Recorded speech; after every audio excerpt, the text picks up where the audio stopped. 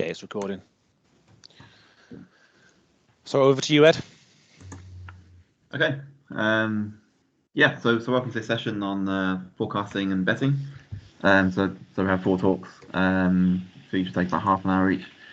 So yes, to start, the first talk will be by Marius Ötting, who will talk on investigating drivers of stakes in a football live betting market. So over to you, Marius. If you're here. Marius here? It's me presenting. It's Rouven. Marius is my co-author, and I tried to give. No, it should work. Can you see my presentation? Yeah, sure, we can see that. Perfectly.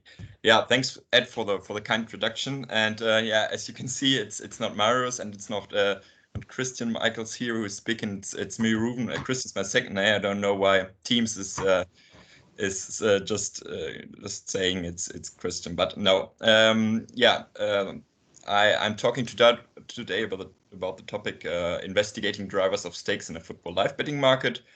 And yeah, this is joint work with Marius Ötting, with Christian Deutscher, and with Roland Langrock. We are from Bielefeld University, and this work is funded by the German Research Foundation.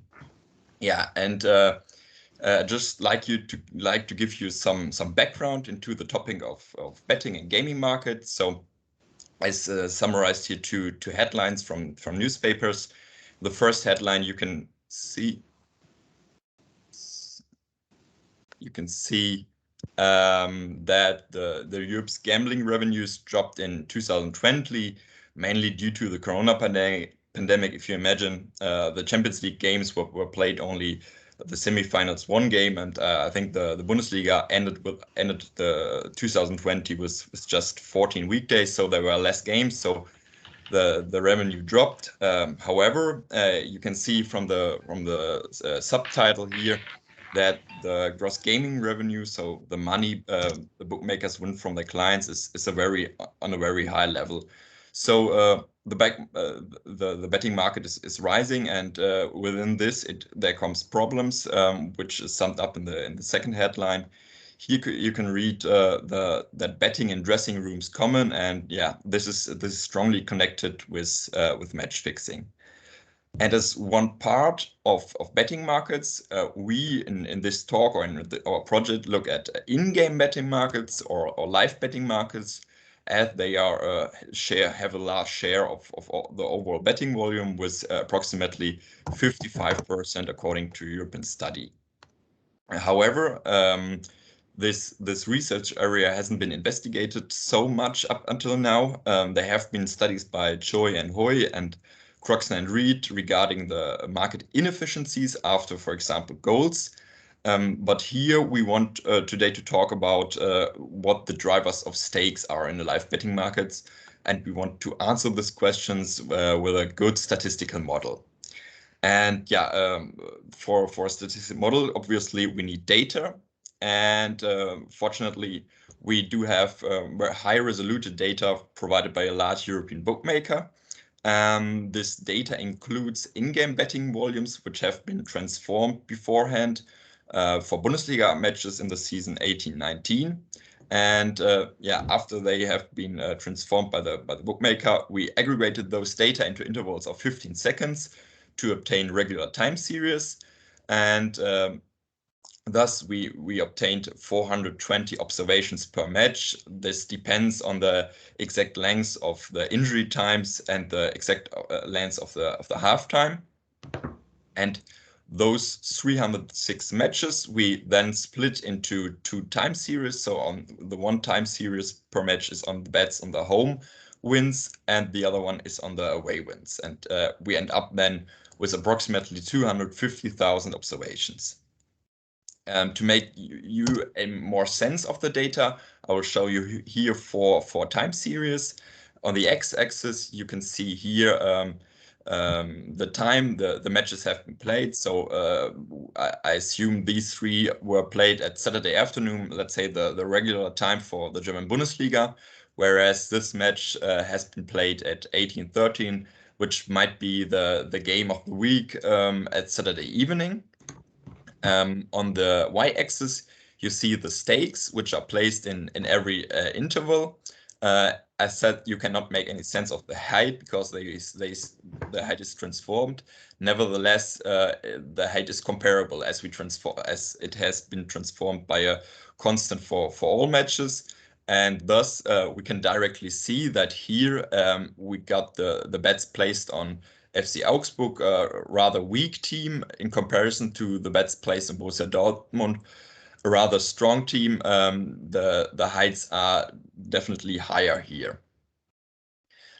Furthermore, you might think about these vertical lines. These are the goals which have been scored. So the yellow goals are always the goals of the team which is not named here, and the green is from Augsburg and here from Dortmund. And you can see that if a match that there are 2 times when no stakes are placed. For example, here the match is clearly decided. So I don't know. I think these are 6 goals here at 17 o'clock when you do not observe any bets anymore. However, in this game you do observe bets all the time. But not in certain phases, and these phases are directly after goals. This comes because the bookmakers close the market, they have to update their odds, and so bettors cannot bet. Further patterns, one very interesting and important pattern are the pattern of high and low stakes. For example, here in a long drawless game between Leverkusen and Augsburg, we see here higher patterns. Nevertheless, we do also observe here lower patterns. And this comes along with all the matches. For example, here we have a match which will be our standard match in the upcoming minutes, because here we have the match between VfB Stuttgart, a promoted team, at Bayern Munich, which is the clear favorite. And yeah, you see here a high volume of stakes after Stuttgart equalized the match at Bayern Munich, which is quite impressive. So to sum up all these patterns, I wrote them in a checklist, and yeah, I will come to this later on. Just wanted to present you the checklist beforehand. Because now, after we have had all these observations, we decided to statistic modeling these stakes, and we put up front the observation of high and low stakes, and then assumed that these stakes are driven by some market's unobserved activity level. So you can see here on the bottom in the plot that we have a Markov process depending on the previous period, denoted by GT, which we assume the market's unobserved activity level is, and this process we assume to influence the observed stakes. So the YT as a placeholder for the stakes we do really observe in those intervals, and the question now arises: how many stakes do we choose for this unobserved market activity level? In the most simple case, that would be 2 latent states, so it would be an active and a non-active market. However, this wouldn't fit our setting very well, so we must extend the number of states. And as this is a quite difficult question to choose a number of states, we instead here choose for a continuous valued state process. So we went from a hidden Markov model to a state space model and follow the approaches in finance, where, for example, Hamilton and Langrock let the latent states serve for the market nervousness in stochastic volatility models. However, up until now, we did not say anything about the distribution of our stakes, and I will tell you now about this. So we choose the distribution as the gamma distribution for the positive stakes. However, as I said, we did also observe intervals without stakes placed. And for this, we cannot use the gamma distribution as it is defined only for positive values. Hence, we make use of the so-called Zaga distribution from Rigby. And this target distribution is composed of the mean and the standard deviation instead of scale and shape, which enables us to better interpret the parameters. Further, we have these two cases. So the case where we do not observe any stakes in the first case, and this is due to the fact that either the market is closed, so I think this is quite clear, or I summed up with the word otherwise. It is due to the fact that remember the game Wolfsburg versus Augsburg, the game is clearly decided. In the other case, we do have the regular density function of the gamma distribution, and within this density function, we do find the mean, which here includes our state process I explained beforehand.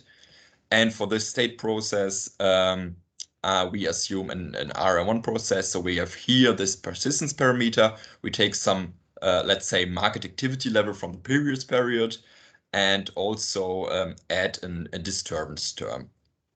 One drawback of this approach with a state space model is that there is no standard software package to infer parameters and estimation. So we did that from scratch, and for details on model fitting, I refer here to Zucchini.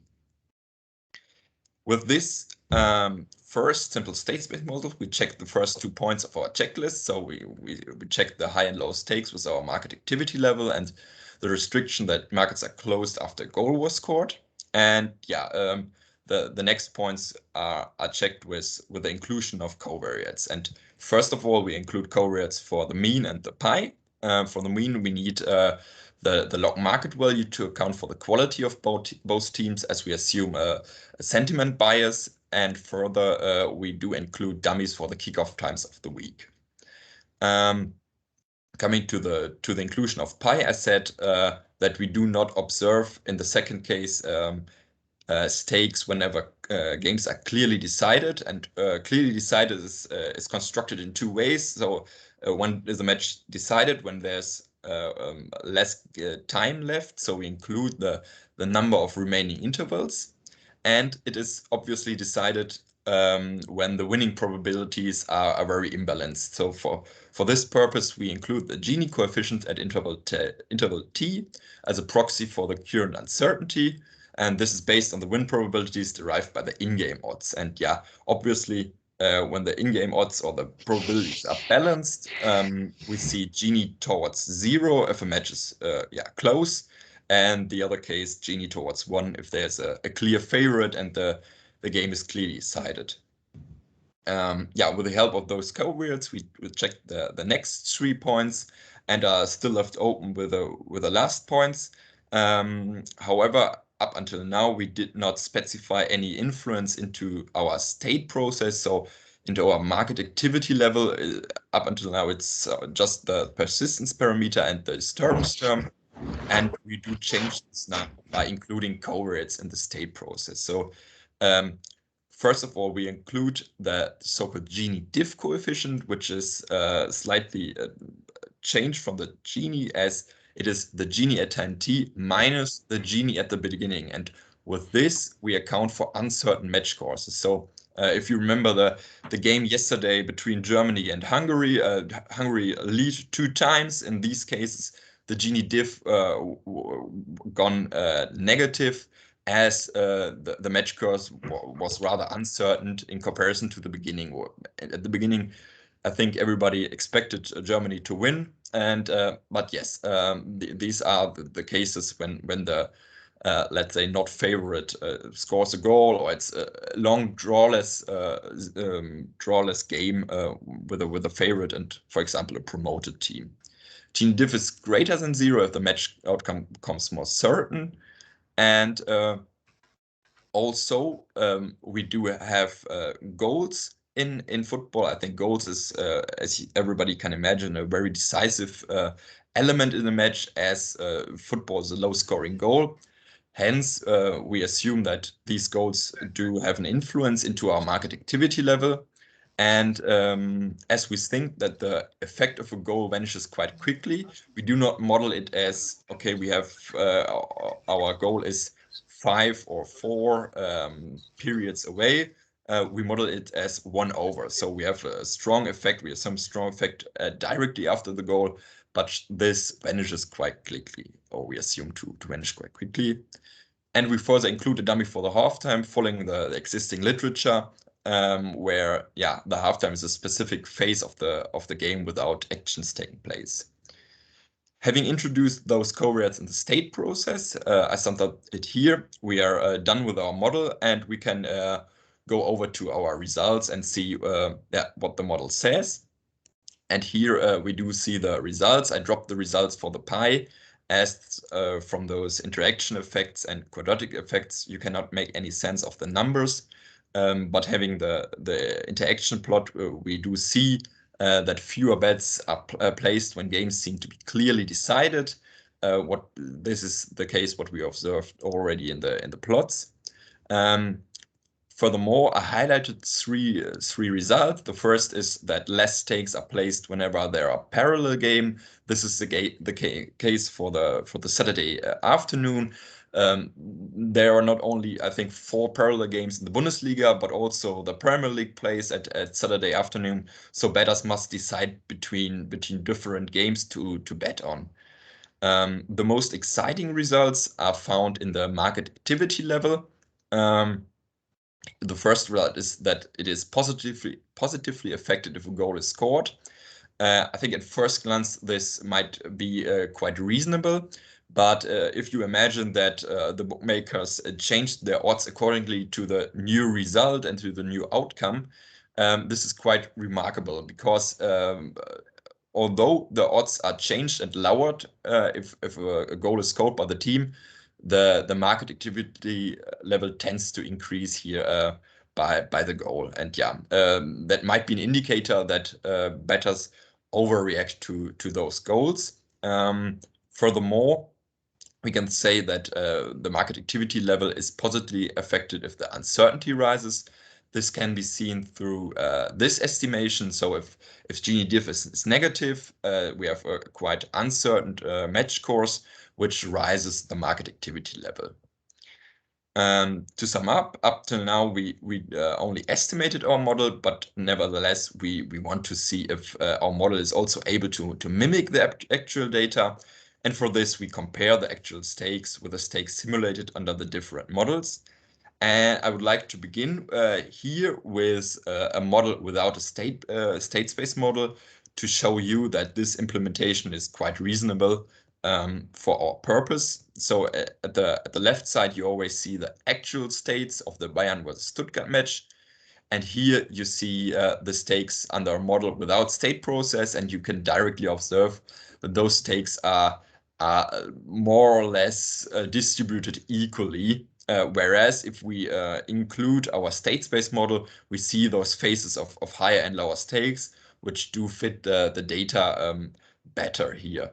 However, some properties are not reflected without covariates. For example, we do observe a lot of stakes towards the ends of the matches, and let's say the phases we want to have the model have light on are not stressed. But those 2 points are done with covariates. So first is by including for the mean and for the pi, we see that the bets at the very end vanishes quite much, and the height of the stakes is adapted to the original stakes. And if we now include covariates for GT, we see a shift in the stakes and the simulated stakes. So the phase after the goal, the equalized goal from Stuttgart is stressed. And to resume, we can say that our models are able to mimic several patterns found in the data, and specifically phases with higher lower stakes are captured by our model, and this was the main purpose of our modeling approach. However, there are some steps to go. For example, heterogeneity across teams is not considered yet, and for this purpose, one might fit models to each team separately. And coming to the end now, I would like to refer back to the beginning. As I said, that match fixing is increasing in betting markets. We think that our models might be used for fraud detection. However, two main points have to check then. Variable selection is necessary then, and to split the data into a training and test set becomes important for those purposes. Yes, this brings me to the end of my presentation. I leave you here with my references. I thank you for your attention, and I'm looking forward to comments and questions. Great, thanks, Rouven. That was really interesting. So are there any questions? So any questions, just please put your hand up and yeah.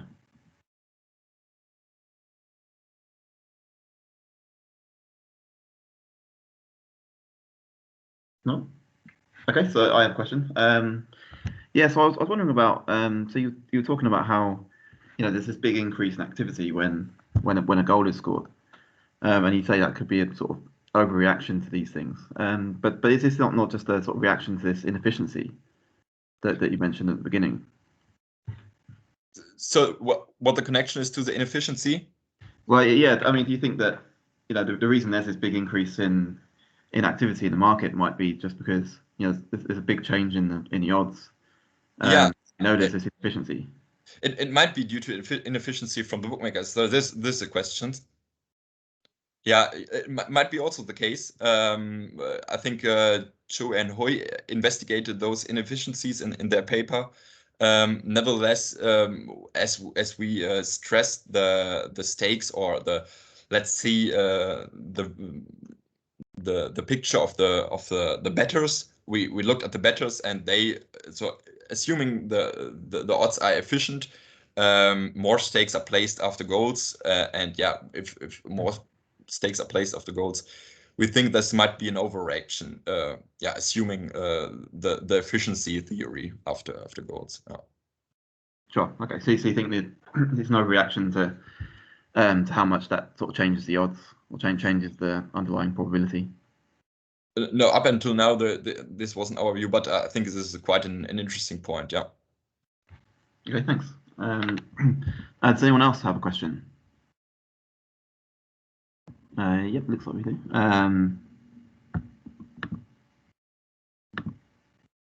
Oh yeah, Julia. And I have a question regarding the entire betting, because I assume a lot of the betting has proceeded through the internet, and I think there's a kind of effect that probably a lot of decisions is the result of massive discussions in the internet forum. The question is, how to really predict the influence of the discussions which the bettors are having in various forum with when they're set their betting in the game or through the period of the game. Okay, so you mean to account for example, if on Twitter there's a game where people discuss about? Yes. So, okay.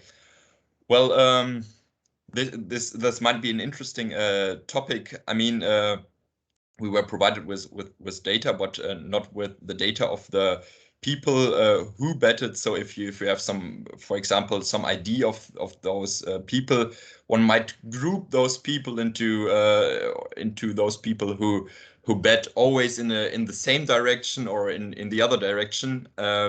But I think for this topic, you would need more detailed data. But yeah, I think this is a quite valid point, because people influence themselves, and yeah, but I think up until now we cannot make any interpretation or implementation into our model. Okay, thank you. Thank you. Okay, any other questions?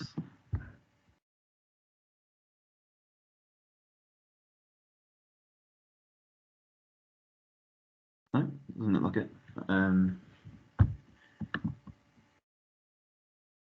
Okay.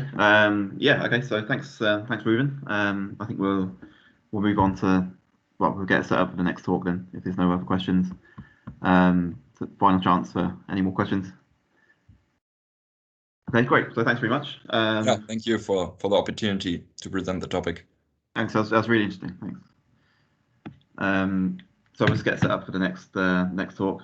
So the next one is by Dave. I think it's by David Winkelmann, and this will be on our European football betting markets inefficient, an analysis using Monte Carlo simulations. So David's already set this up. Great.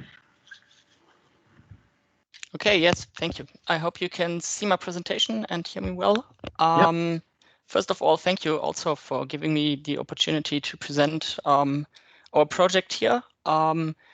As you introduced, we considered the question, are European football betting markets efficient or inefficient? And this is a project together with Marius Ötting and Christian Deutscher, and we are also from Bielefeld University. Let me first motivate. Oh, sorry, I can maybe this can see better. Let me first of all motivate this topic a bit. So the volume of betting markets highly increased over recent years. So for example, there's an annual global gross gaming revenue for bookmakers in sports betting in 2016 of about 30 billion euros. And especially the introduction of online betting increased the competition between bookmakers. So bettors are able to compare the odds all over the world or Europe or whatever. And therefore the margins by the bookmakers reduced by about 1/2 within the last 15 years. And of course, bookmakers had to increase their forecast precision. So due to this higher competition, and this probably leads to more efficient markets. This is our hypothesis here. And there's one example that this is not only betting markets are not only relevant in football or in sports, but for example also in US election last year, where the bookmakers put their odds on Biden and Trump, and this changed over time. So betting markets are not only relevant in sports or football, but also in other topics. So what is an efficient market in our opinion? Betting markets are simply similar to other financial markets. And the asset prices, so here the betting odds, the bookmakers odds, should contain all information which is available if the market is efficient. So there's no systematic strategy to beat the market and to generate positive returns and profits.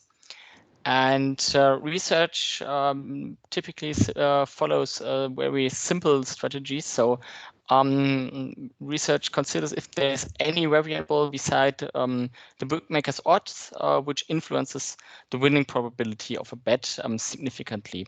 So this is the hypothesis testing. And many studies and articles in the previous years and in the past used this strategy and this method. Possible strategies for inefficient markets are, for example, betting on or against the home team, heavy favorites or underdogs, and also betting on or against recently promoted teams. However, to enable profits, biases must be substantial and must be substantial enough to offset the bookmaker's margin, even if this margin decreased over recent years. So let me sum up the state of the literature here. So there are at least more than 20 articles within the last 30 years analyzing betting market inefficiencies.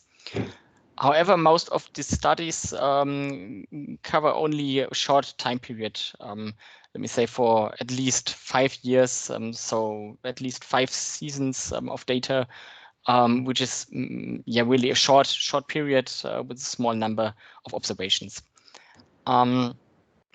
Most studies, and especially older articles published before 2010, investigate England, which is some kind of the motherland of football, and analyzed in previous years.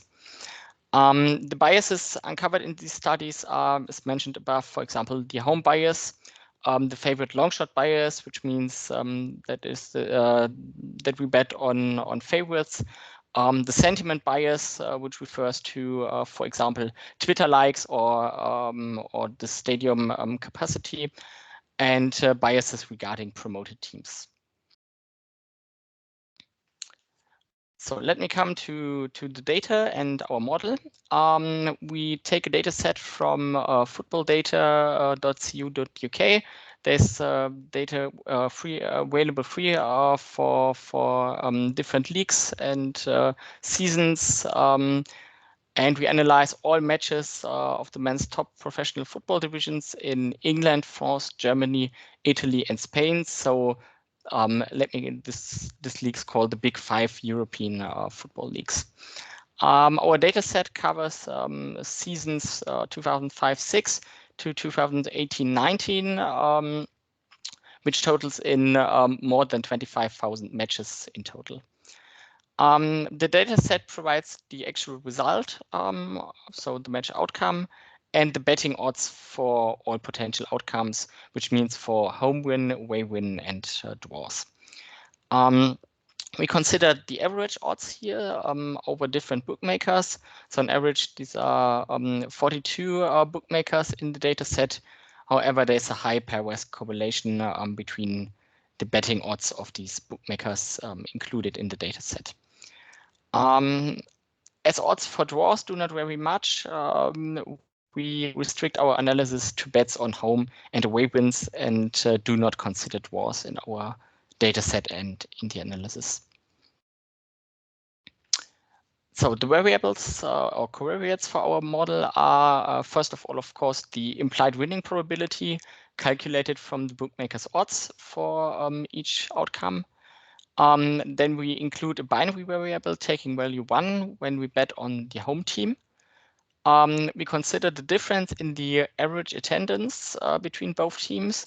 So we consider this dividend variable for each season individually. So which means that we consider one season only, and the stadium or the spectators in this corresponding season. Furthermore, we include 4 binary variables for betting on or against promoted home and away teams. We do not include any further binary variables for favorites or long shots, as this bias can be analyzed according to the implied probabilities given by the bookmakers.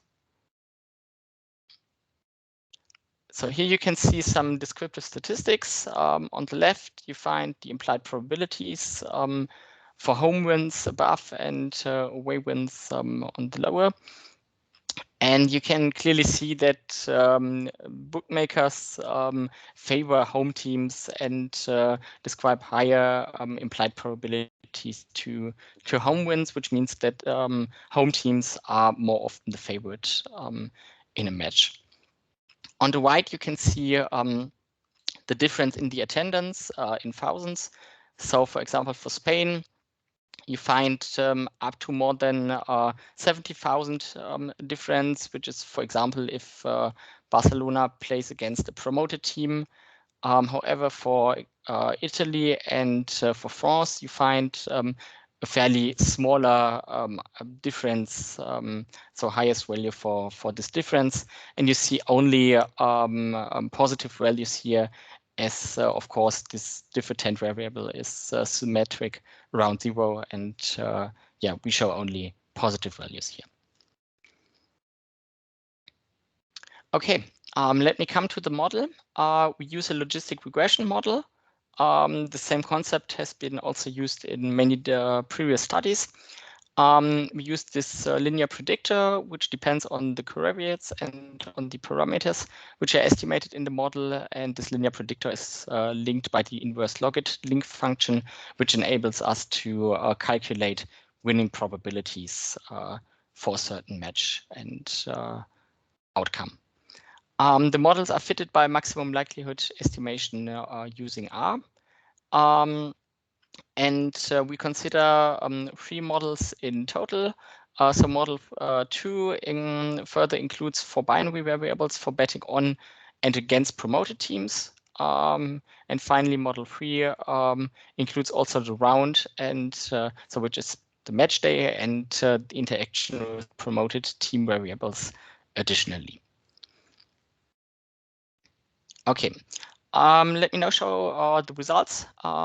First of all, we consider the English Premier League and analyze these 14 seasons in total.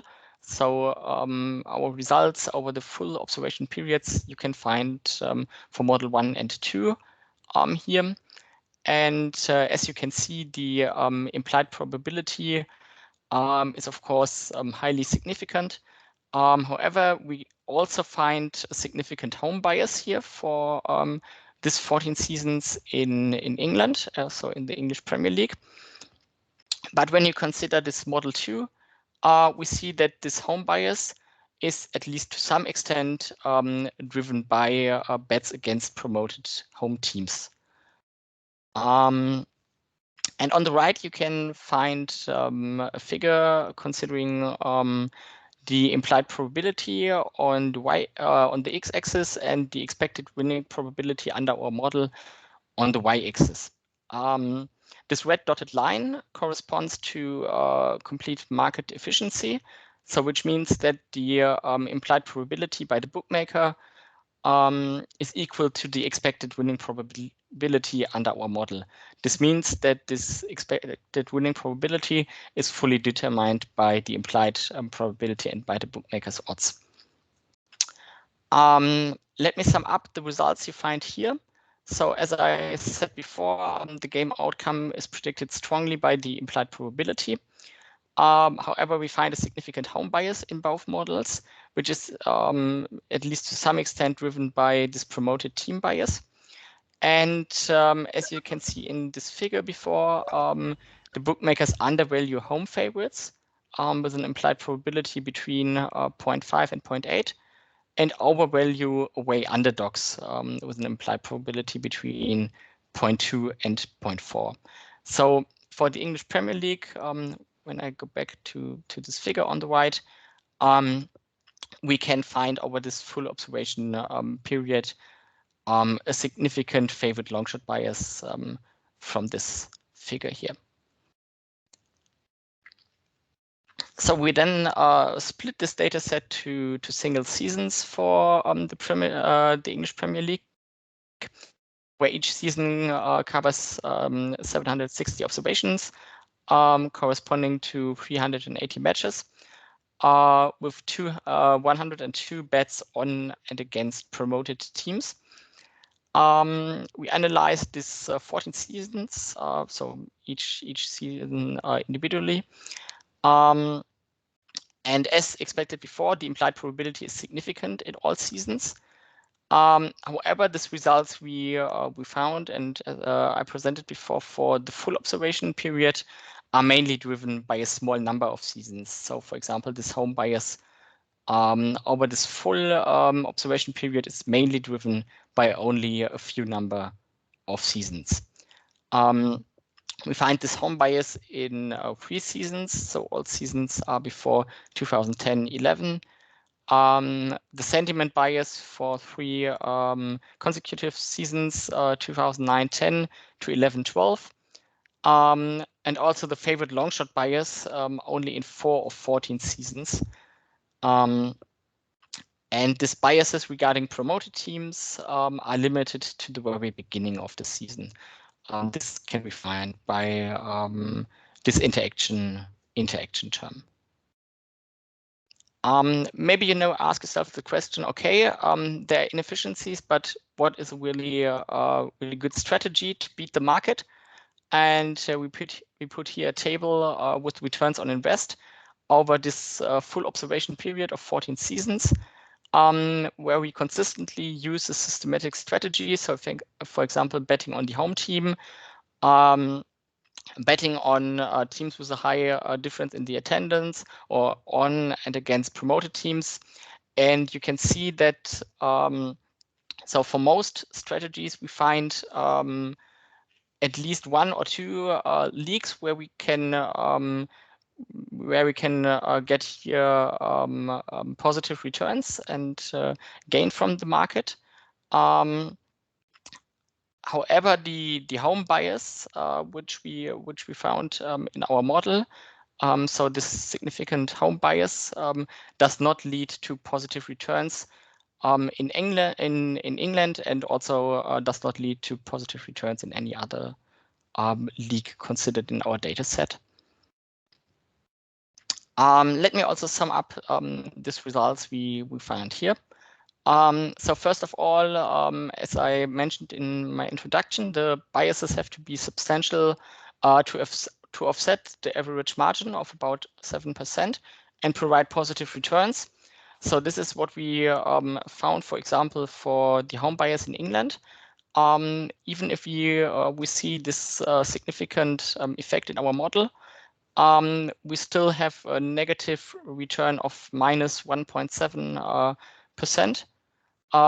Which is larger than the average margin of about 7%, but this this significant effect is not large enough to offset the full margin and to gain positive returns. We do not find any league with positive returns over the full observation period when betting on home teams. However, the higher average attendance, so we use here as a cutoff the 95% quantile. We find positive returns in at least half of the seasons and leagues in England, Italy, and Germany. Also for the whole observation period. Returns when betting on or against promoted teams are highly volatile.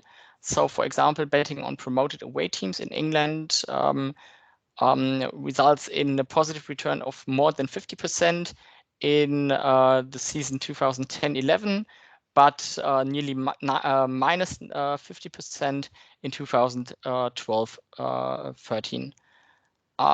Only in Germany we find positive return over the whole observation period when using this strategy. Okay, let me now finally come to the question: are these findings we see here are really inefficiencies? Is there really a bias in the market, or could it just be statistical noise? To answer this question, we provide a simulation study and again consider the data set for the English Premier League as we used above. Full mark efficiency means that the match outcome is completely predicted by the bookmaker's odds, and therefore we simulate 10,000 realizations of results. So home wins, draws, away wins for each match for all these 14 seasons according to the underlying implied probabilities and fit the first model to the data. And finally, then we test for statistical significant effects of the covariates in the fitted models. And our result, so given here for the home bias, implies that for significance p equal to 0.1, we find in nearly 80% of our models at least one single season where this model implies a significant home bias, and still in more than 6% of our simulations we find at least 4 seasons with positive significant home bias. So what does this mean? This implies that even under full market efficiency, due to statistical noise, we will find some seasons where we can see a positive significant effect, for example, for the home bias, and it is very likely to observe at least some seasons with inefficiencies, even if the market is fully efficient. And this mainly means that it is not enough to consider only a short time period, and it's really important to consider many observations and a longer period of time to analyze whether a market is really efficient or whether it's just statistical noise when you provide analysis to betting market efficiencies in football or in other issues. Okay. Finally, I come to references here, and thank you for listening to the talk, and I'm happy to answer your questions. Great, thank you, David, for a really interesting talk. So, any questions?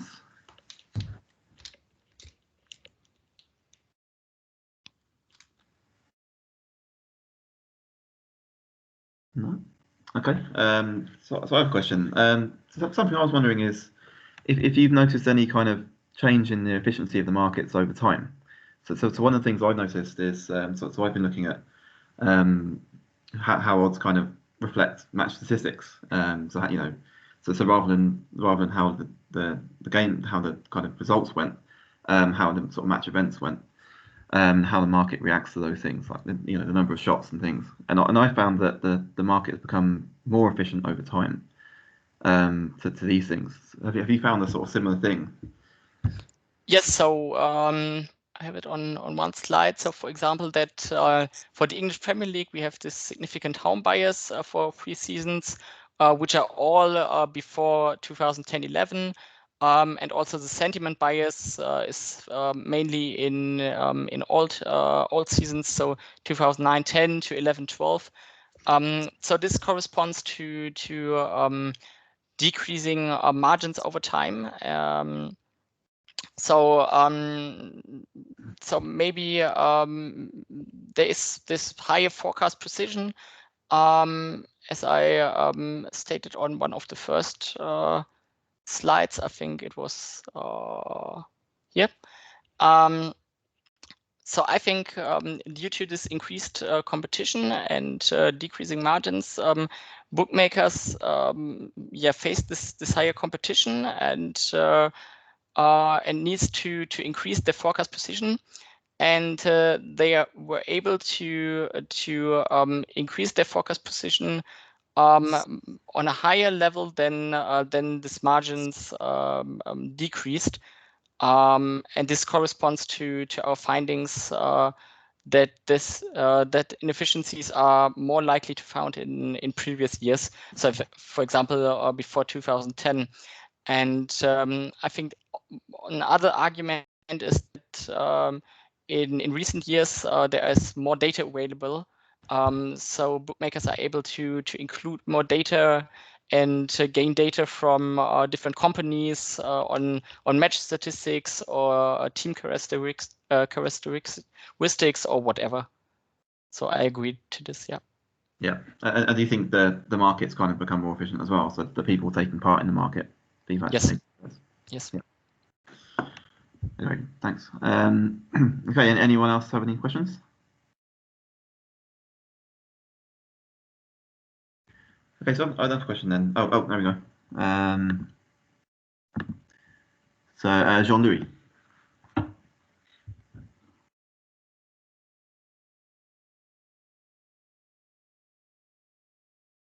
Jean-Louis, you here?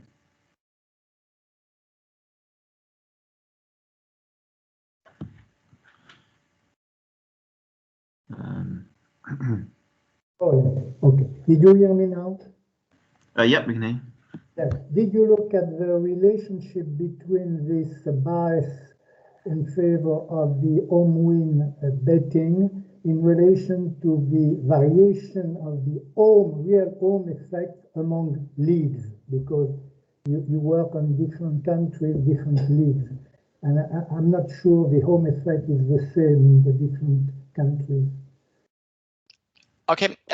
Yeah, we considered different leagues here. So, for example, I showed you this table on returns for different leagues.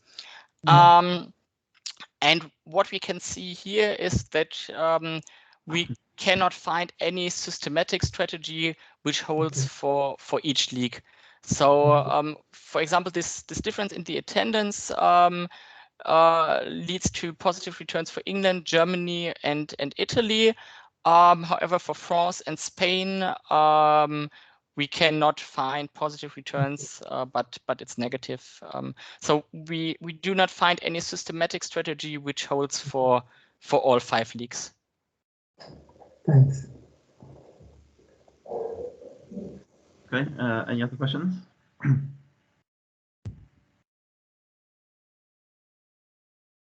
Okay, so I've got another question then. So you mentioned that that the implied probability doesn't really vary much on the draws.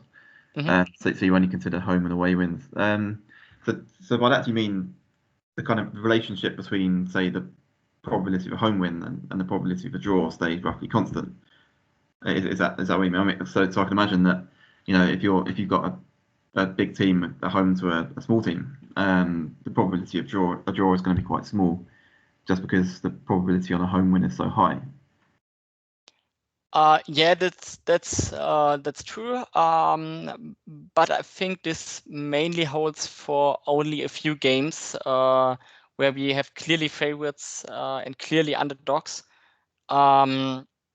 And so, for example, when you think about England, draws are less likely for, let's say, 20 games in a season.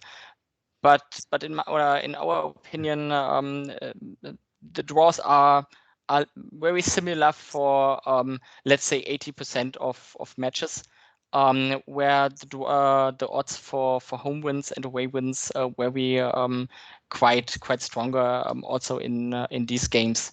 Of course, you're right. There are some matches where the odds for draws are quite small, but I think these are only some matches where we have clearly favorites and clearly underdogs, while the odds for home wins and away wins where we even if we have quite close competitions.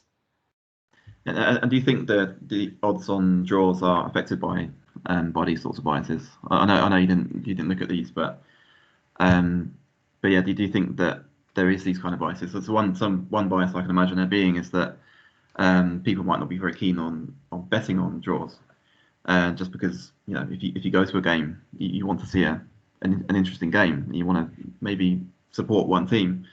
So maybe really it's not an interesting thing to bet on a draw. Do you think that kind of bias might exist? I'm not sure. So I agree that it's maybe not that interesting to bet on a draw, but I'm not sure how strong this influences the betting odds. So of course, betting odds depend on the betting volume on for example the draw. But I'm not sure how large this impact of this betting volume is really on draws. So what we find in a different project is that for Germany at least, in this COVID games behind closed doors, draws were much more likely than before. And you were able to gain positive returns when betting on draws. But these were really special conditions, so that there were no spectators in the stadiums, and we analyzed only the German Football League. So I don't know whether this holds only also for the other European leagues. So of course, there are some situations, for example, with these special match characteristics behind closed doors, that there are situations where betting on draws is really interesting. But I think so in most games, this is not a really promising strategy. Okay, thanks. So any more questions before we move on? No? Okay, well, thanks again, David. That was a really interesting talk. Thank you also for listening and giving me the opportunity here. Great. Thanks a lot. Okay, so next up it's me. So I'm going to be talking. So I'll just bring up my talk.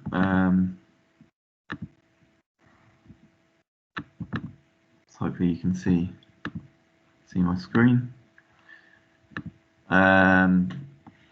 So I'm going to be talking about machine learning. So my talk is called Calibration and Hyperparameter Tuning in Football Forecasting with Machine Learning.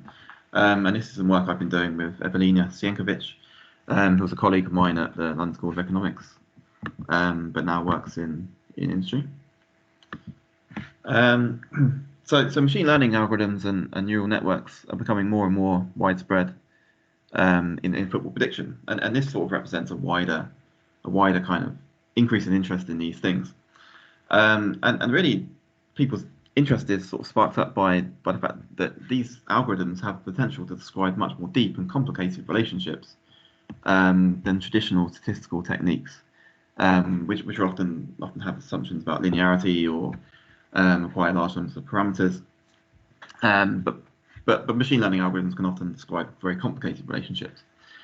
So in this talk, we're interested in using machine learning and also neural networks to build probabilistic forecasts for the outcomes of football matches, and the key here being probabilistic forecasts. And we focus on two issues. So number one is the calibration of probabilistic forecasts when formed using machine learning and neural networks. So the calibration is, if you give a forecast that something has a 70% probability, that thing should happen roughly 70% of the time to be calibrated. And the second thing is hyperparameter tuning. So in machine learning and neural networks, hyperparameters are just parameters that determine how the algorithm learns. So maybe the speed at which it learns, or the depth of a decision tree, or things like that. But we look at this in particular with gambling in mind. So if we're looking at building a forecast and we want to use that for gambling, how should we choose those hyperparameters for the machine learning algorithms? So part one is on calibration.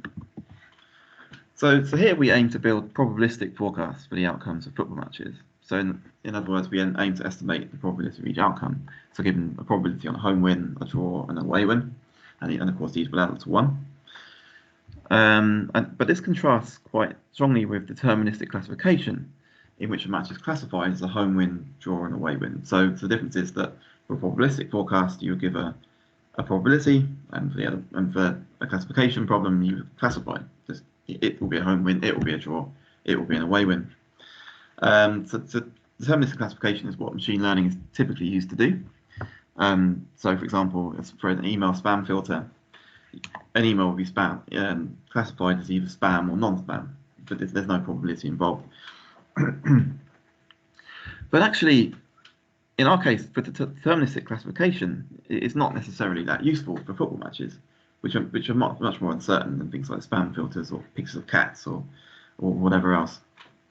So to take an example, in a match with Manchester City at home to a lower league team, a prediction that Man City will win really doesn't tell us much, because most people would think that anyway, right?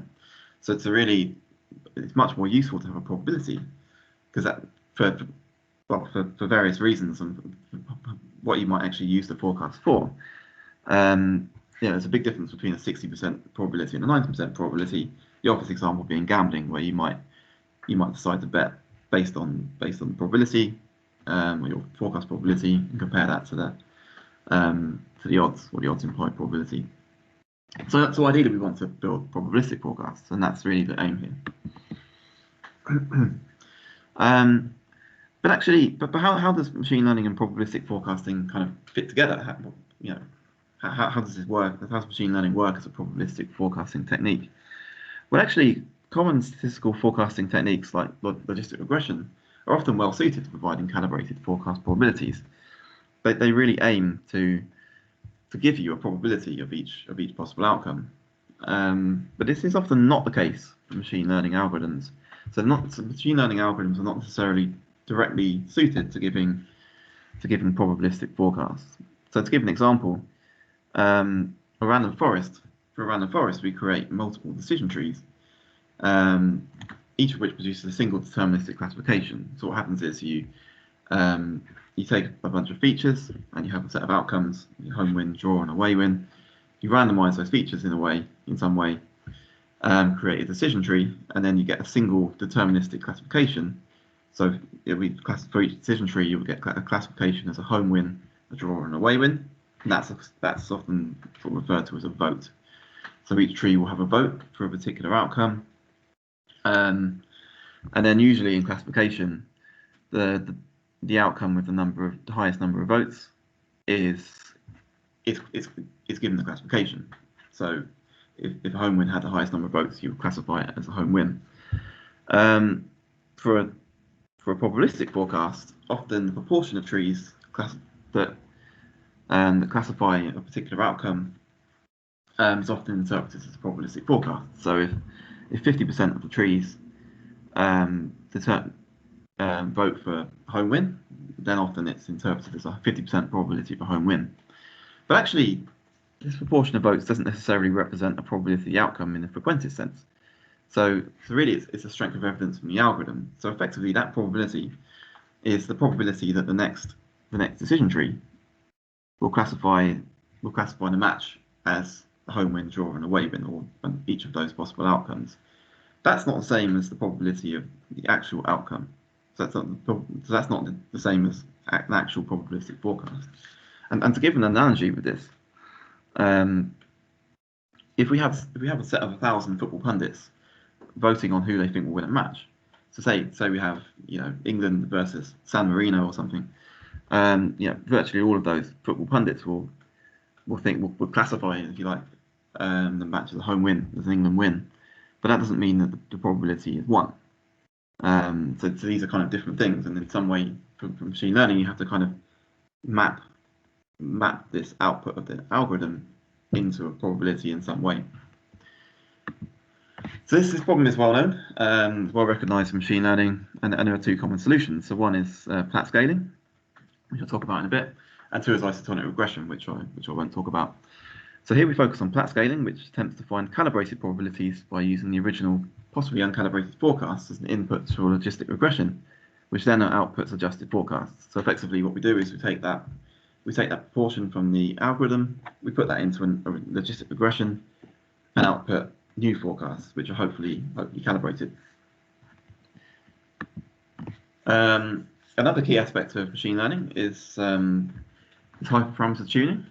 So as I said before, hyperparameters are values that control the learning process of an algorithm. So for random forest, we might have the maximum number of features in a decision tree. So how far down can that decision tree go?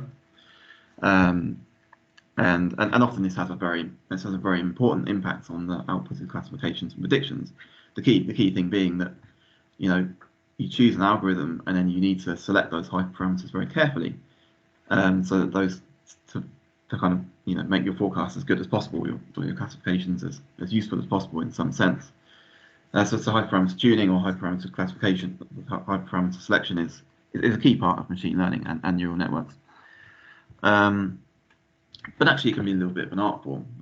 So often people, try some combination, then sort of tweak it a little bit, see what happens. But crucially, really the kind of key point is that often you choose these hyperparameters to optimize some measure of performance. So you maybe if you're doing a spam filter, you want to maximize the accuracy, which is proportion of correct classifications.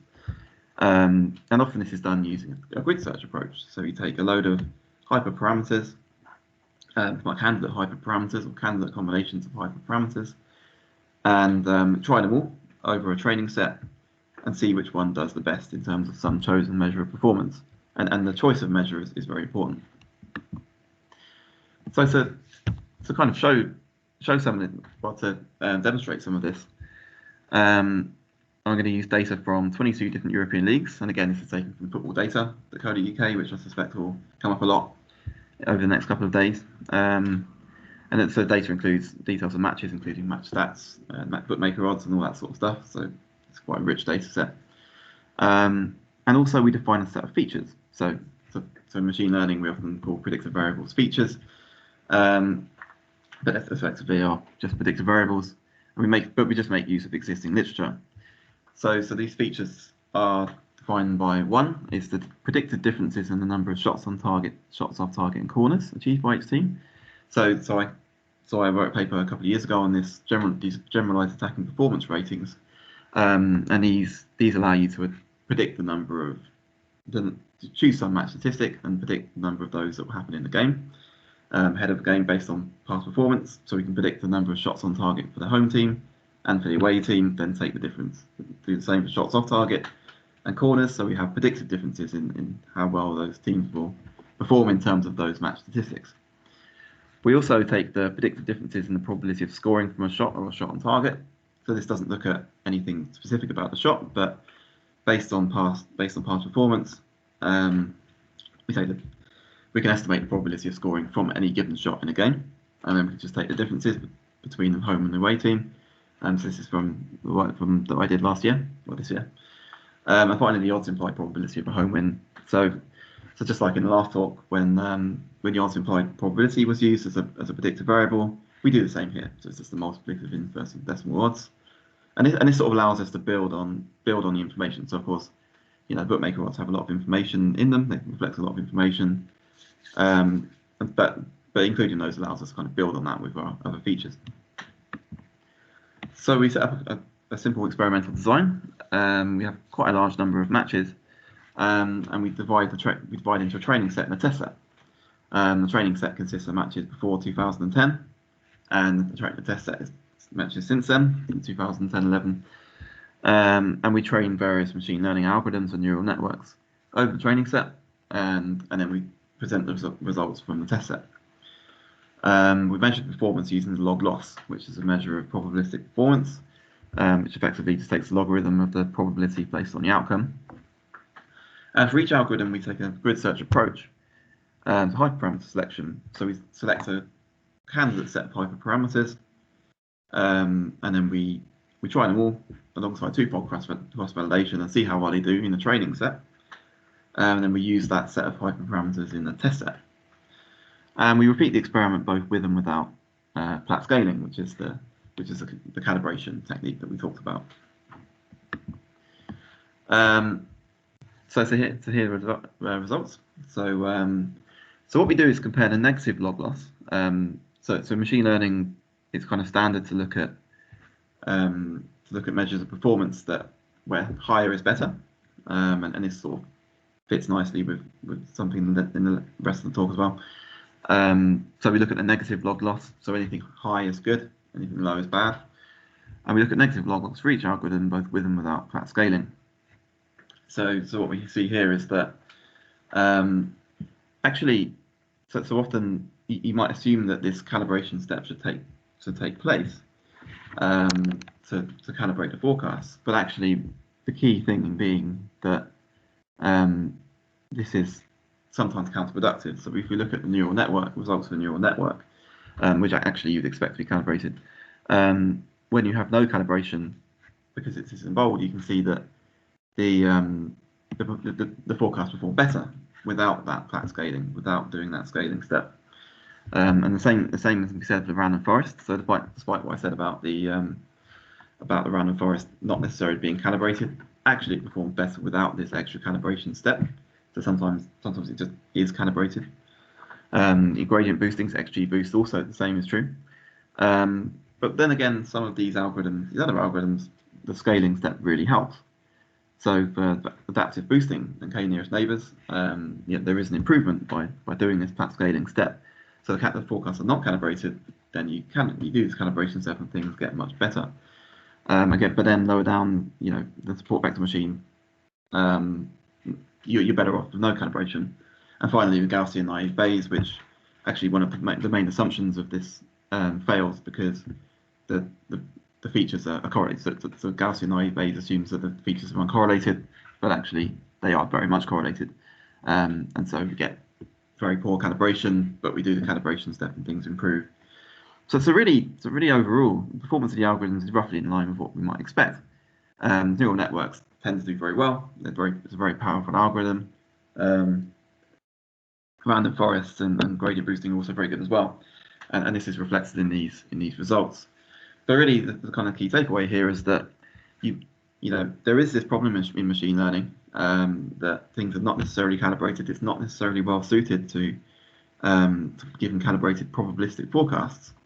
But actually, sometimes doing this calibration step is also counterproductive. So we should be very careful and only do that. test both with and without really, to see what happens. So why doesn't it perform better? Well, in general, we have no reason to expect calibrated probabilistic forecasts from machine learning algorithms. This does vary with the algorithm, but often we just don't expect this. But we shouldn't assume that the extra calibration step will be effective in improving forecasts. And pat scaling can be counterproductive, and this because it doesn't reduce down to the original forecast. We can't if we have some input to the pat scaling into the logistic regression, we can't get that input back out again. So once you put it through the logistic regression, we can't make it so that it does effectively nothing to the forecast. And sometimes it's just enough to optimize respect to a suitable probabilistic measure of performance, and in our case, this is log loss. So this is really a key point as well. So if you're optimizing these hyperparameters, you do it with respect to something sensible like log loss, which is a measure of probabilistic performance, then sometimes naturally the forecasts are calibrated. And therefore, we should therefore test the performance of the forecast both with and without the calibration step. So part 2, which I think is a little bit more interesting. So this is on hyperparameter optimization and gambling. So in part 1, we performed hyperparameter optimization with respect to log loss. Effectively, what we're doing here is just maximizing the probability placed on the outcome by the forecast, and that's all the log loss does. And this seems like a reasonable approach when a forecast is aimed at a general audience. But what if we intend to use a forecast for a particular purpose? So I think that there are two kind of different purposes here. So you might produce a set of forecasts that you just want to predict the probability of an outcome, of a set of outcomes. Alternatively, you might have a specific purpose. I want to build a forecasting system that can make me money in the betting market. And these are two sort of different aims really. And the question really is, can't we just optimize the forecast or optimize the hyperparameters with respect to the utility of the decisions we made? So often utility is hard to measure, making this approach difficult. I mean, if you're creating forecasts for a media organization, if you're a newspaper or something and you're predicting these things, it's hard to measure the utility of different like probabilities. But actually for gambling it's quite easy. For gambling we can just assume that our utility is proportional to profit and loss. If we make some money, we're happy. If we lose some money, we're not happy, and it's probably reasonable to assume that that our utility is proportional to that profit and loss. And we can ignore things like loss aversion because we can assume it's sort of professional gamblers that aren't really interested in that. So the sort of philosophical view on this, we know all models are wrong. Famously, all models are wrong. And this means that no combination of hyperparameters will allow us to obtain true probabilities for each outcome. So we can't just find the hyperparameters that give us the probabilities, the true probabilities. We just have lots of different sets of forecast probabilities that are all wrong. But each one is wrong in a different way. But they are all wrong. Then none of them are going to give you the true probability. So one approach really here is to look for the set of hyperparameters that are most useful. So instead of hoping to get the true probabilities, we just make them as useful as possible. And I think the key thing here is that if we have a large enough training set, so we can train the algorithms on enough data, the utility is well defined and measurable, which is here, and all other things remain equal. So if you don't have significant changes over time in the data, training with respect to the utility of a decision will perform at least as well as any other approach. So in a way, if you have a very large training set, actually it makes sense to train the data, train the forecast with respect to gambling, your gambling profit, if you have the training set to do that. But in practice, the effectiveness of this approach will depend on the size of the training set. So if you have a very small training set, it might not be suited to do that. If you have an infinite training set, which of course we don't, but if we did, actually this thing should work. So we could briefly look at some betting strategies. So we consider the performance of the forecast alongside two betting strategies. One is value betting. So for value betting, you place a unit bet if the forecast probability exceeds the probability implied by the odds. So in other words, if the odds are longer than you think they should be, given the underlying probabilities, then you should bet because you have you expect a positive expected return if your forecast is correct. And secondly, Calibration. So you look at the difference between your forecast probability and the implied probability. And if that difference is bigger, then you bet more. So you basically, when there's high value, you bet more often. And we adjust the average Cali stakes of 1 to make sure these things are completely comparable. So value betting, we bet 1 when there's value, and we bet an average of 1 in the Cali betting. So how does this work? So how does this perform with our forecasts, with our machine learning forecasts? So we can compare the performance of the forecast in terms of both log loss, negative log loss, and profit. So what we have here is the negative log loss, and again the higher the better, against the mean percentage profit from the two strategies. So the blue dots are value betting, and the red dots are Kelly betting. So Kelly betting tends to do better, always in this case. And this is for each of the 7 algorithms. So if optimizing with respect to negative log loss is as useful as possible, is basically useful in terms of our aim. So in other words, if we can just make the negative log loss better and better, and that gives us more and more money, then we just try and improve the negative log loss. But actually, and that's sort of almost the case here. So there is certainly a correlation here. You know, the higher the negative log loss, the higher the profit on the whole. So that's kind of promising. But the correlation isn't that strong, and there are some noticeable outliers. So this SVM support vector machine does quite well in terms of profit, but not so well in terms of negative log loss. And this suggests it may be possible to improve gambling performance by optimizing the hyperparameter with respect to the betting strategy. But actually, we don't necessarily want to improve negative log loss. We just want to improve the profit, and that it's not necessarily the same thing to do. Those things are not necessarily the same thing, and we may focus on improving profit instead, rather than this kind of objective skill that negative log loss measures.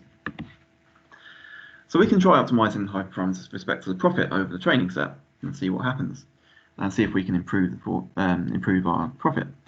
So again, this is the percentage profit when the forecasts are optimized with log loss on the x-axis, and when the hyperparameters are optimized with respect to the profit on the y-axis. So anything that is above the diagonal line means that we've improved our profit, we've increased our profit. Anything on the line, so in some cases, things on the line, we actually just choose the same hyperparameters. That's fine, of course, if the hyperparameters optimize the log loss is the same as those optimize the profit, that's fine. This GNB down here, Gaussian naive Bayes, that doesn't have any hyperparameters, so that's why it's always the same, because there's no hyperparameters to optimize. But generally, we see that actually these things fall above the line, with the obvious exception of the support vector machine, this SVM, way down here. So there is some suggestion here that the profit may be improved by doing this, by taking this approach, by optimizing with respect to this decision rather than with respect to the log loss. But more work really needs to be done to determine the robustness of this approach. So I haven't had the time really to look at whether these sort of results are robust and whether these are sort of significantly above the line. But a few comments on this. So these results are a bit of a work in progress, and more work needs to be done to determine their robustness, to see, is this just random chance? I mean, quite a few of these were above the line, so it does suggest that it does look fairly promising, but really the sort of robustness assessment needs to be done. But it should be reiterated that with an infinite training set, improved utility or profits should be possible under this approach.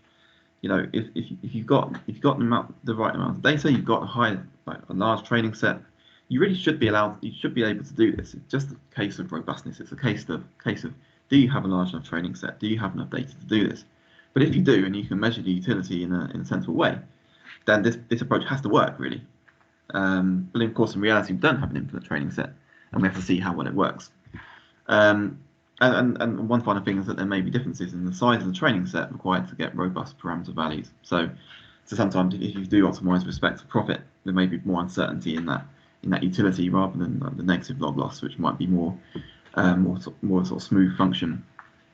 So there may be problems with differences in the robustness of obtaining those parameters. So just a few conclusions then. So machine learning algorithms and neural networks provide a flexible approach for mapping a set of features into probabilistic forecasts. But care should be taken when interpreting the output of these algorithms, and they shouldn't be treated necessarily as probabilities of the outcome. just because they're not often not really built for that purpose. So an extra calibration step may or may not be required, or may not be helpful.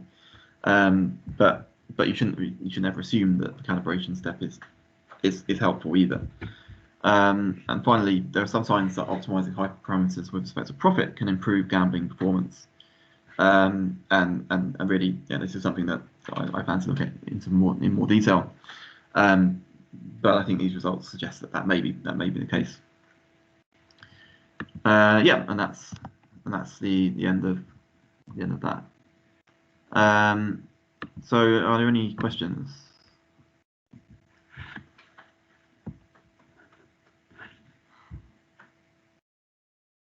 Yep, Jean-Louis. All right. Thanks very much for your very clear presentation about this problem of calibration. Just a technical question. In plot procedure, it's a parametric approach, no? Calibration, not because you mentioned isoregression. Was it applied in a different context in your study? Yeah, so it's a parametric approach. The calibration is a parametric approach. Yeah, I mean it's Implied. Implied. Sorry, what do you mean? Because at some point you talk about isoregression. And isoregression is for a non-parametric regression, no? Yeah. So I mean it's yeah. So that's a technical aspect. We can talk about that later on if you wish. I thought plot, but maybe I'm wrong. That plot in the plot procedure use some kind of logistic type of regression. That's right. Yeah. So yeah. So in that's right. So in the plot scaling, effectively what you do is take the output from the algorithm, which is a probability, and then you map that into another probability. So it is a parametric approach. Yeah. Thanks. Okay. Any other questions?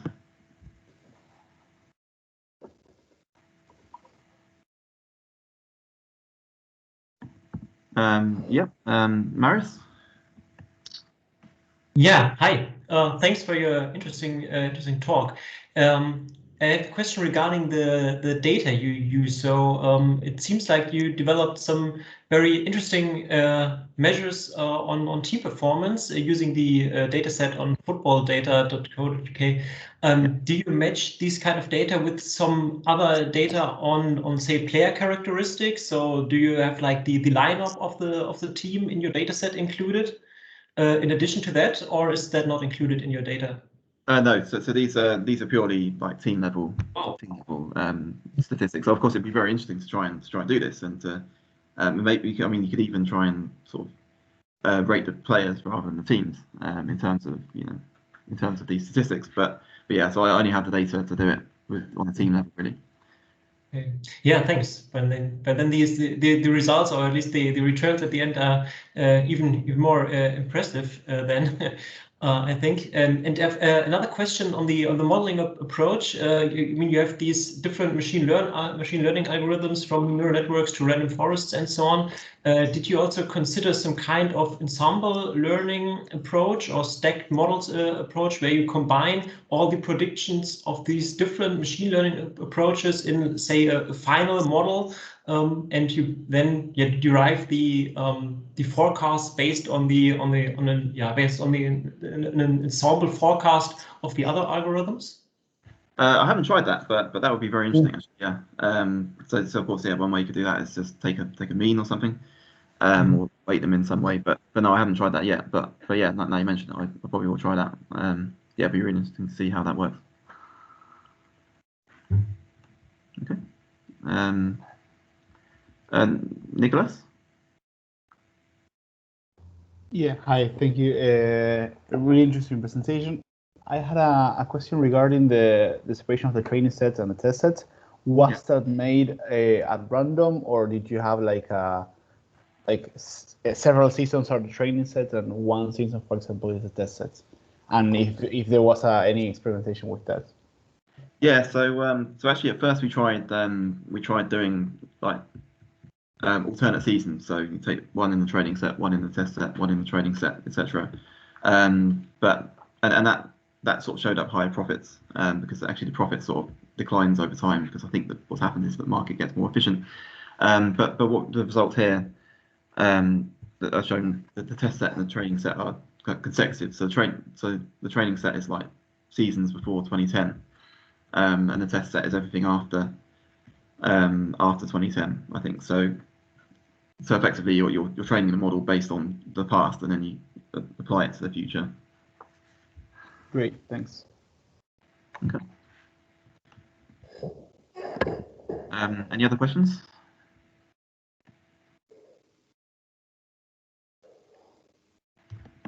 Okay, great. So thanks for listening, everybody. So now we'll move on to Jean-Louis, who will be talking about more on verification and probability forecast for football outcomes, score decomposition, reliability diagnosis, and calibration analysis.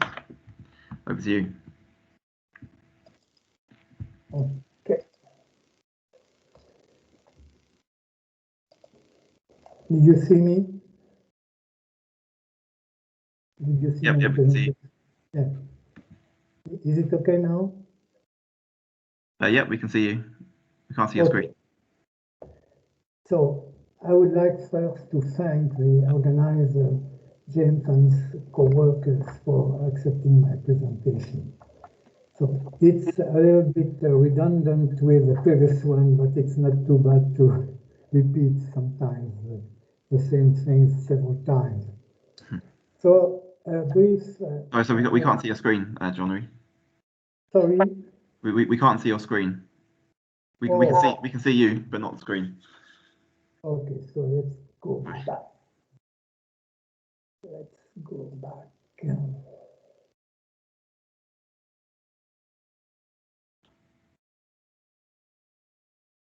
You see the screen now? No, we can still see you. Because this is we see it. Yep, we can see you now. We can see it now. Sorry. Okay. You see it's full screen now? Okay. Yep, all good. Yeah. So just to thank the organizer for accepting my presentation, and as I said, it will be overlapping. It will be a presentation overlapping a little bit with the previous one, but I think it doesn't matter too much. It's a different approach. So a brief account of the contents. After a short introduction, I will introduce the basic concept of the distribution-oriented verification.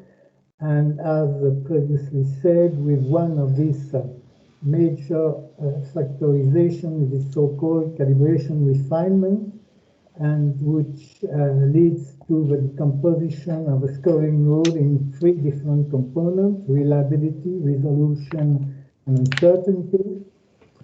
We'll talk a little bit about the problem of binning, that means determining intervals of probability with the technique of visual regression, which is in relation to the estimation of these components from sample data. We'll talk a little bit about reliability diagram, which is a graphical representation of calibration. We move to the second type of factorization, the likelihood-based rate factorization, and it's one of the important components, the discrimination. All of this will be applied to the Champions League UEFA group stage, and we should end up with a short discussion. So, as has been said, forecasts are made in a very wide range of discipline, and as David Spiegelalter reminds us, producing forecasts is easy, but predicting accurately is the hard bit. So we have 2 stages: producing forecasts and assessing their quality. Much effort has been devoted in statistical modeling football outcomes, either in terms of home win, draw, and away win, or in terms of score lines. It has been reviewed comprehensively by Reed and co-workers.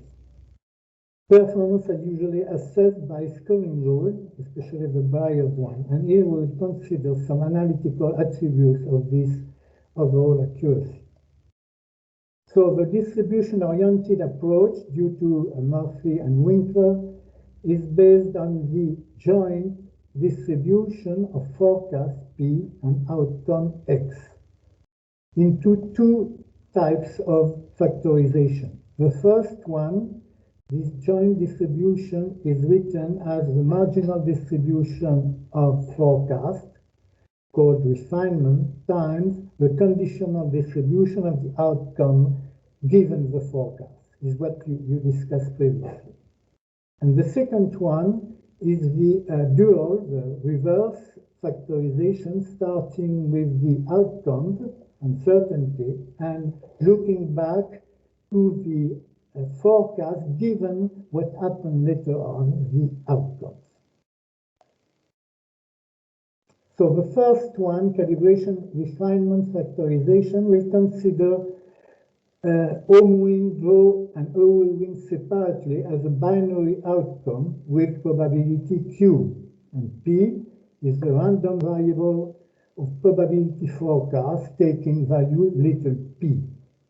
So if we take the quadratic score function, so-called half-Bayer score, that is the difference between the probability and the 0-1 outcome square, we can decompose this expectation, the so-called score function, into three components. The first one, uncertainty, is the variance of the outcome, which is completely out of control of forecaster. He has to do with it, but he cannot change it. The second one is the minus the resolution, and resolution is referring to the variability of the conditional expectation of the observed outcome given their forecast around the mean of the outcome. And the third one, readability, plus readability, is measuring how close the outcomes for a given forecast are from their forecast, is what you talked about previously. Now, if the forecast takes a few k distinct values with n occurrence of binary outcome x for a given value, we can just sample means and compute the calibrated value as the frequency, the total of the occurrence divided by the number of occurrences, and the same for the overall mean. In that case, the Murphy decomposition is fully applicable without restriction.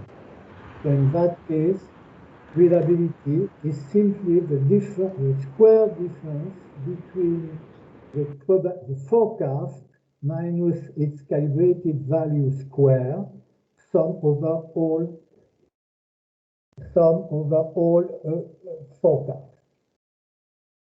Resolution is simply the between outcome variability between different forecasts. And the uncertainty is the overall variance of the outcome.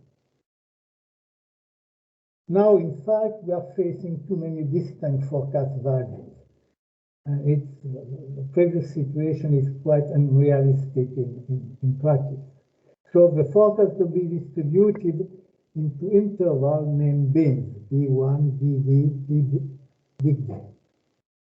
And forecasts and outcomes are now averaged within bins. And we have different procedures to build these bins, either intervals, either quantiles, or some techniques, and for instance, isoregression, which is a non-parametric technique. There have been, for the first two, attempts to rationalize the choice of this number of bins, and this went out by Broker, or type 1 or type 2 by Gueon collaborator, but it remains completely arbitrary. So it's why I prefer isoregression. A brief account of isoregression. Bins are determined automatically and optimally by a given algorithm, a path algorithm, applied to non-parametric isoregression to estimate the QP, the probability of x equals 1 given the forecast, the so-called recalibrated value. And you have a picture showing very clearly what happens. It's a non-parametric piecewise, so you can determine steps with the minimizing the complete mean square error, but with a serious constraints of isotonicity. That means that this function, this step function, is non-decreasing function of the forecast. This is a stairway. We never go back down. Now, if we do that, we have an alternative decomposition to avoid inconsistencies in the Murphy decomposition. Sometimes in the Murphy decomposition, the left-hand side is not equal. If you add uncertainty plus reliability minus resolution, you don't get the same value as the complete Bayer score, for instance. So we can use 3 different score functions pertaining to 3 different kinds of forecast. P, the issued forecast, the calibrated forecast as the expectation of X given P, given the forecast, and third, the average forecast, called in meteorology the climatological forecast. So now we can decompose the expectation of the probability scoring rule into 3 terms.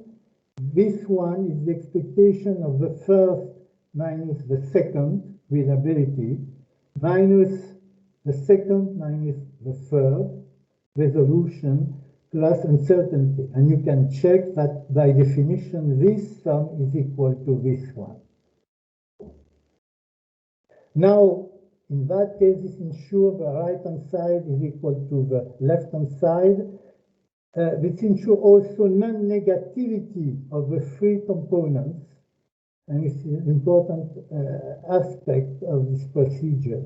Is due to the fact that these differences is a so-called divergent function. So if the rule, the scoring rule is proper, we know by the theory that this divergence function will be positive for negatively oriented scoring rules. Same for here. So we can also apply this decomposition not only to the Bayer score, but to any proper scoring rule, as you did, for instance, for the log loss. And in addition, we could use this quantity, the mean score forecast for the issued minus the recalibrated times 2n as a log likelihood ratio statistics, which has a chi-square distribution. Now I will apply that to probability forecast of wind, draw, and loss, home wind, draw, and away wind to the Champions League. I consider the last season, 2017, 18, 19, and 20. I did not go further due to the COVID, with probability based each season on data from the 3 previous ones. So for instance, 2020 is based on 2017, 18, 19. And I use a model, Poisson log regression model with Bayesian inference. And I restricted my investigation to the group stage. This means 32 teams in 8 groups, and a total by season of 96 matches. So that makes 384 matches. Here is the decomposition I talk about with here the method, interval, quadratic, isoregression, reliability, resolution, and here uncertainty. And I express here within brackets as a function of uncertainty to make things more tractable. So as you see, I compare the Poisson regression model to the odds implied probability from odds portal. And you see we have a 5% miscalibration on reliability, so it's a very good figure, and good figure also for resolution, about 30% and 35%. So it did better for the bookmaker than with the Poisson model.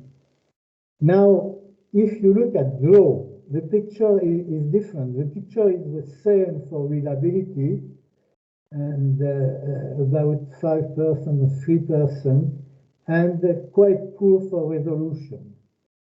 So it's a problem. So as compared to the isoregression, usually is not so optimistic, I would say, than the two other techniques. So it's probably better to use isoregression due to that fact.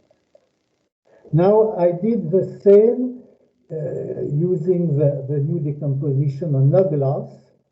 Here is the table for the Poisson, Ashwin, draw, away, win.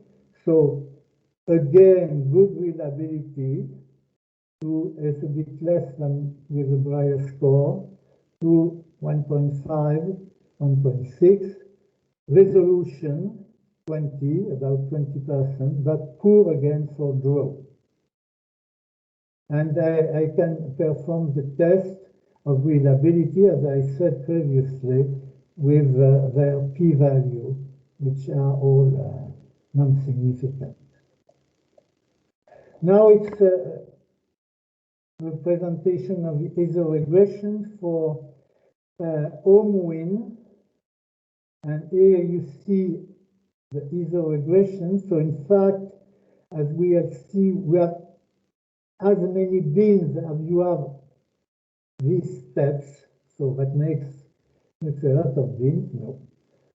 And what we can see is that this regression covers very well the diagonal. So the diagonal corresponds, as you said, as perfect reliability. So, but we can see that here the reality is below the expectation. So we are a little bit over forecasting home win using the Poisson model. And it's the same for the odds, as we see for the bookmakers. Here is the response of the algorithm the same, but with the distribution of the forecast quite good, and here the distribution of a recalibrated resolution, so it's also good. Good spread of the recalibrated probability. For draw, the picture, as you see, the picture is a bit different. Good reliability, but a tendency to under forecasting, because reality is a bit above than the diagonal, and also very poor resolution, because almost 2 or 3 classes. And away win practically very close to the diagonal, no tendency of over or under forecasting, and quite good also resolution. Now we can perform also another approach, a parametric approach for this calibration using the Cox model, the logic of the outcome given the forecast as a regression, linear regression, and the logic of the issued forecast. And we can have these 4 patterns with the perfect forecast is with A equals 0 and B equals 1.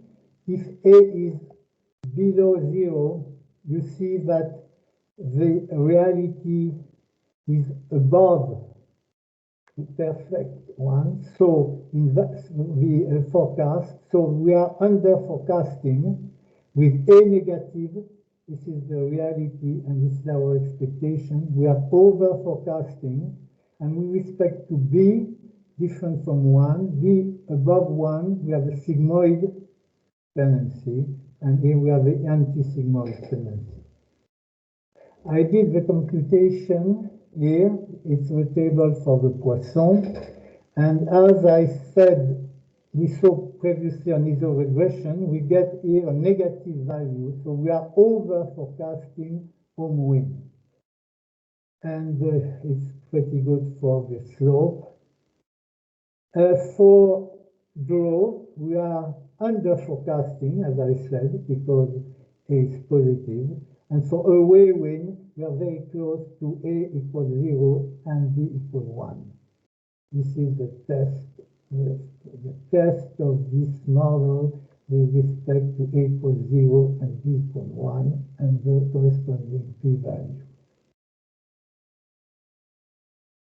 Now the second factorization, likelihood Bayes rate factorization, proposed by Murphy and Winkler, 1987, with 4 components: refinement, discrimination, and conditional bias type 2. So I won't enter in much detail. Refinement, as we saw, is the variance of the issued forecast. Discrimination now is in retrospect. Sorry. We are looking to the distribution of the issued forecast given what happened later on, X.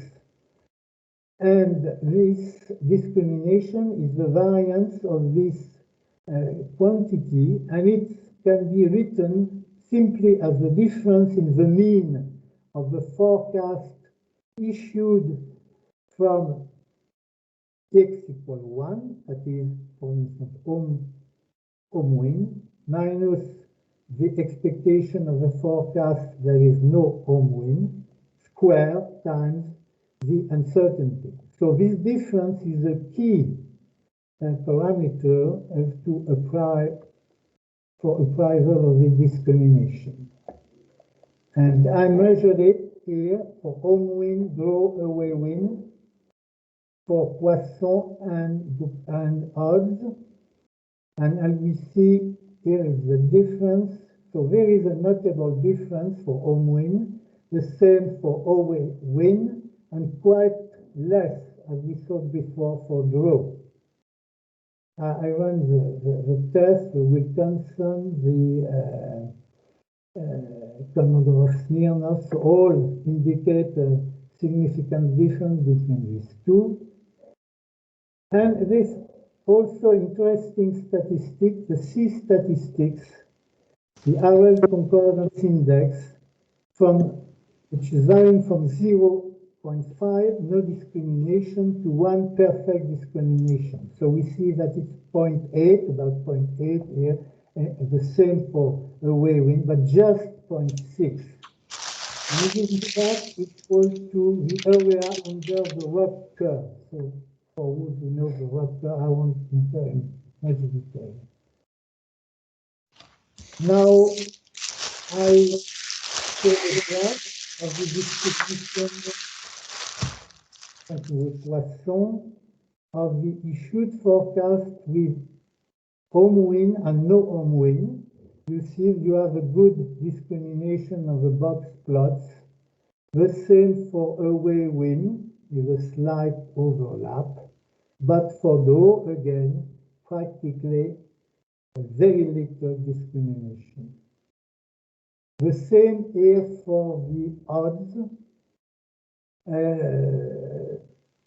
Good discrimination, a slight overlap for home wind, practically no overlap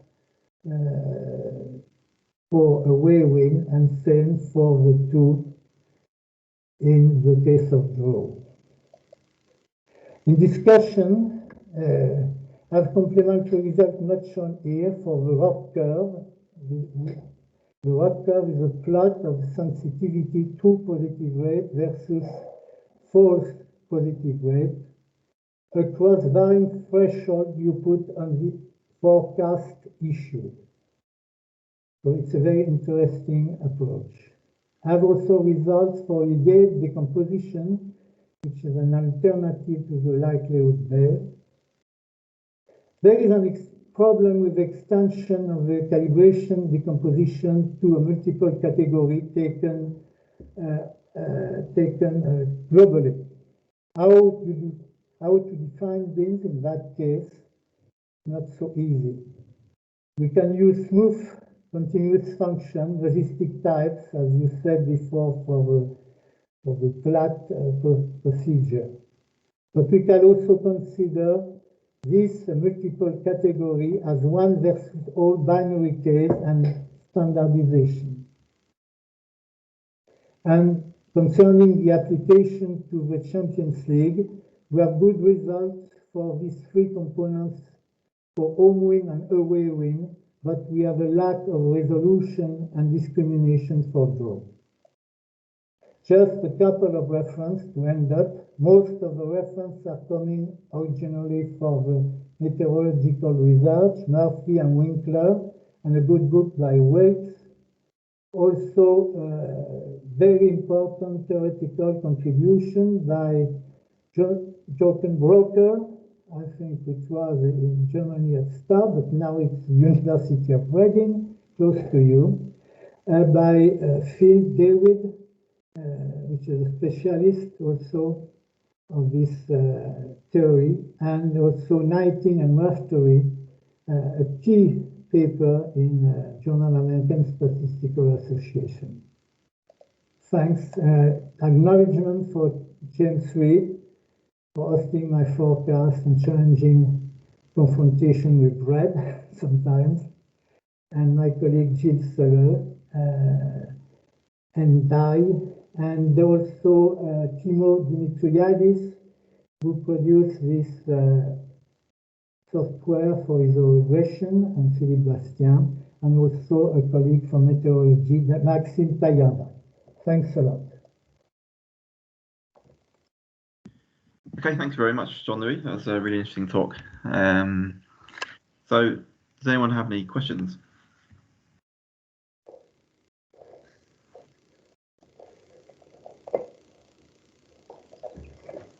Okay, so I have a question then. So I noticed you were talking about kind of over forecasting, and you showed these reliability diagrams.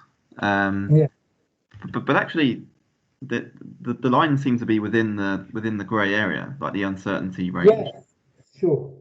So it's look at the consistency bar, but you see we have a systematic observation in each procedure. On the diagram, we have the same when we use the Breyer score or when we use the log loss, when we use also the Cox model, logistic model. So the same tendency is observed in the different procedures. So it's why I'm talking about over forecasting, although statistically speaking, they are within the consistency bar. I see. You mean?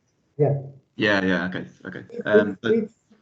It's not, I think, by random chance that all the procedure lead to the same observation. Yeah.